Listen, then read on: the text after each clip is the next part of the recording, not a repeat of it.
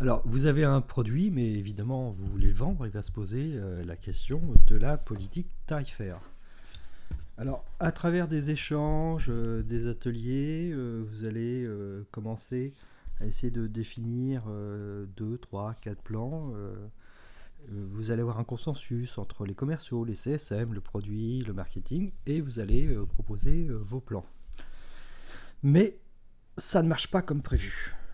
Vos clients restent sur le plan initial et en argumentant pourquoi je vais payer X euros supplémentaires pour la feature A et la feature B. Donc je reste sur mon plan, je ne vais pas au plan médium ou d'autres plans supérieurs. Vos prospects prennent majoritairement le plan le moins cher, malgré ou peut-être à cause de vos arguments en faveur des autres plans. Et on peut se poser la question si un plan tarifaire, et moi je mettrais tarifaire entre parenthèses d'ailleurs, devait être autre chose.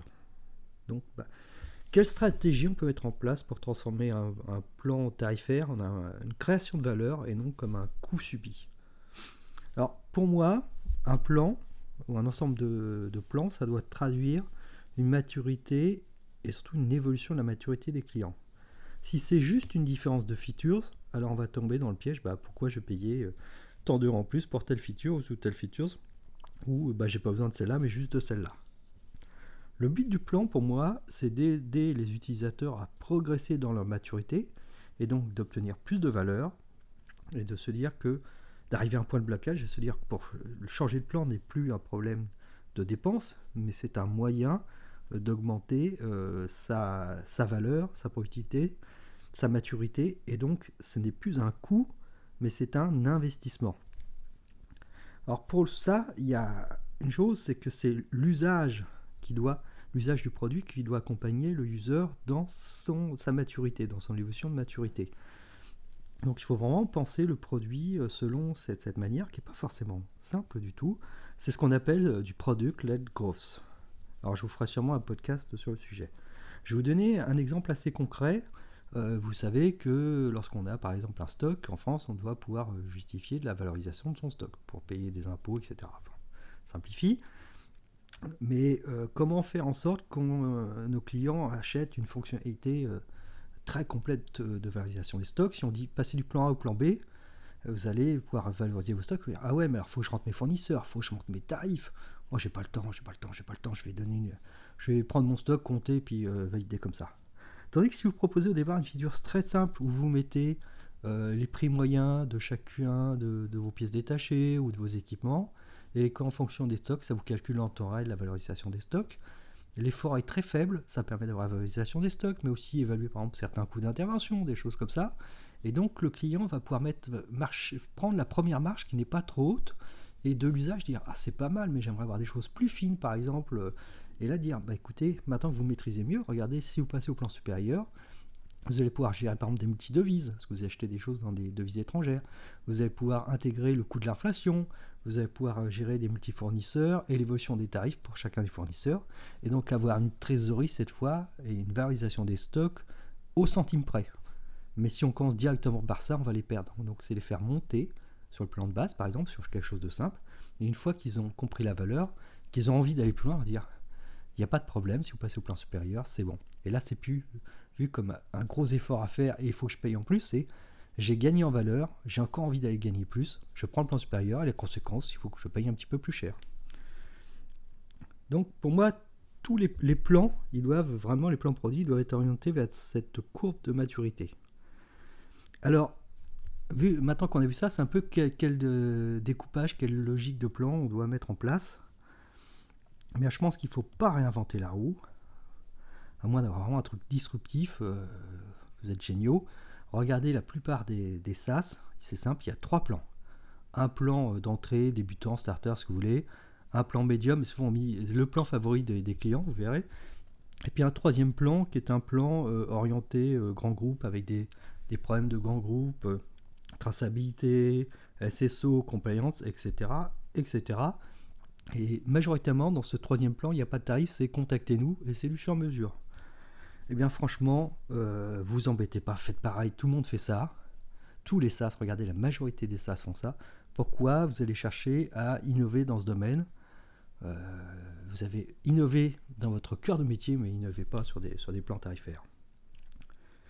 Alors pour ce qui est du pricing, par contre, c'est bien, voilà, vous avez des plans, mais combien vous allez vendre, ça c'est une question qui est pas simple du tout.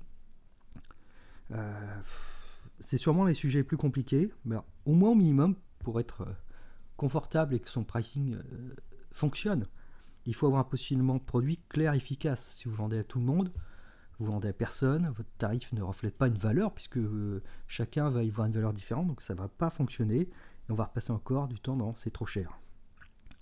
Évitez aussi vous comparer à vos concurrents, parce que si vous comparez à vos concurrents, c'est que vous allez rentrer rapidement dans une guerre des prix. Lui fait ça, alors je vais développer ça. C'est pas une bonne chose. Et c'est plutôt de vous différencier par ce que j'appellerais un positionnement océan bleu, c'est-à-dire répondre aux besoins d'une clientèle dans un domaine, dans un secteur, dans une segmentation où il y a peu ou pas de concurrence. Je vais donner un exemple que j'avais vu dans le livre Obviously Awesome d'April Dunford, qui est comment dire, ce livre c'est un des grands classiques sur le positionnement produit. Une boîte avait commencé à proposer un système d'email avec cryptage, traçabilité totale, et c'était un flop commercial parce que ça intéressait personne. Et après ils ont été voir des cabinets d'avocats, et d'un seul coup, cette valeur proposée, elle faisait écho auprès de ce public qui a besoin d'une confidentialité et d'une traçabilité totale. Donc là, ils pouvaient vendre des comptes email, des accès email assez chers parce que la valeur proposée faisait écho auprès de cette clientèle. Donc vraiment, essayez d'établir un positionnement produit auprès d'une segmentation pour laquelle vous apportez de la valeur. Essayez de comprendre quelle valeur vous avez apporté, le temps que vous faites économiser, l'argent que vous faites gagner, peut-être éviter des risques. Combien un cabinet d'avocats pourrait perdre s'il ne pouvait pas prouver qu'un mail avait été envoyé ou si sa boîte mail était piratée, par exemple. Et ça va vous aider à établir le pricing, même si c'est pas franchement la chose la plus simple du monde. Et un dernier point sur lequel je voulais parler, c'est le plan freemium, qui souvent est mal employé. On se dit, ouais, on va faire gratuit, comme ça les gens vont le tester, et puis après ils vont acheter, et puis... Non, ça marche pas. Parce que si vous faites du gratuit, qu'est-ce qui va se passer? Vous allez tomber sur les clients qui veulent pas payer, et quand on va dire, si vous voulez plus, c'est payant, non, c'est trop cher, ou c'est je me suis inscrit, puis j'ai pas eu le temps de tester. Le freemium, c'est quelque chose qui pour moi doit transformer les personnes qui l'utilisent en ambassadeurs du produit. Si vous prenez Notion par exemple, l'offre freemium est quand même assez large pour des particuliers. Moi j'ai un Notion personnel gratuit, je vais quand même assez loin avec, mais l'avantage c'est que dans plusieurs entreprises, j'ai porté Notion en disant je pense que c'est la solution qui répondra à notre besoin. Alors j'étais pas le seul, mais je pense que sur 3 boîtes, on arrive à quand même plus de 200 licences où j'ai indirectement pesé pour le fait de choisir Notion. Donc là, le freemium est assez intéressant. Mais si vous dites freemium, ça peut être d'appâter des gens avec du gratuit.